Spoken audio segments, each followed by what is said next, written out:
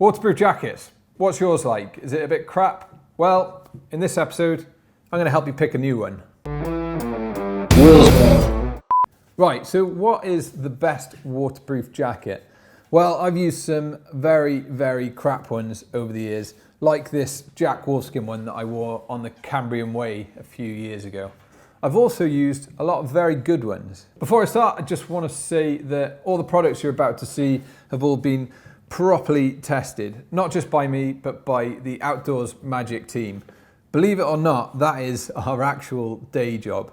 Also, want to say that no brands are involved in this as well. It's completely independent. So what's the best waterproof jacket then? Well, the one that I like the most and the Outdoors Magic team like the most is this one by Haglofs. So what I like about this is it has the low weight and breathability of a running jacket, but then has the feature set and durability of a mountaineering jacket. Its impressive 3-layer fabric is also eco-friendly as well, so loads and loads to like about this. It'll cost you a bit of an eye-watering 340 quid though.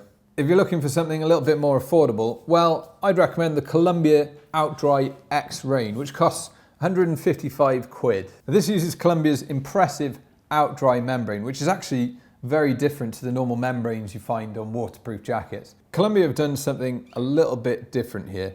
They've completely removed the shell fabric and left the membrane exposed on the outside of the jacket. By getting rid of that outer layer, there is zero risk of the jacket wetting out.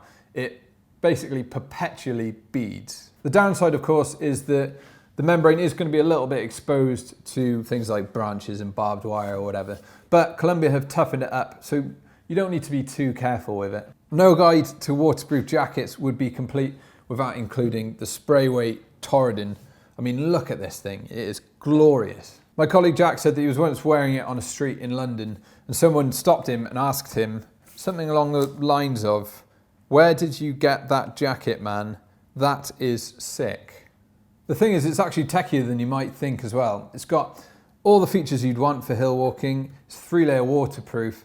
Got a really protective stormproof hood, 2-way zips, loads of pockets. It's a very handy jacket. Then there's the North Face's Summit L5. That's a backcountry skiing and mountaineering jacket that is not only extremely durable, but also very breathable as well. That's all thanks to its use of the North Face's brand new FutureLight waterproof membrane. And this, some people have been calling the most breathable waterproof membrane ever created. For another even more breathable and also lightweight jacket that uses the new FutureLight tech, check out the North Face's FutureLight Flight. I've been massively impressed with that. Okay, other jackets I'd recommend would be Outdoor Research's Interstellar, which is another very breathable option for high tempo activities. Then I'd say the Arc'teryx Norvan SE, which is a lightweight option, but also has a bit of insulation as well. And that's kind of great for when you want to go for a run in really wet, cold and miserable conditions. Then I'd include the Paramo Alta 3, which I've been really impressed with. I think that is a great jacket. I've actually been testing that fairly vigorously recently, as you'll be able to see in this clip.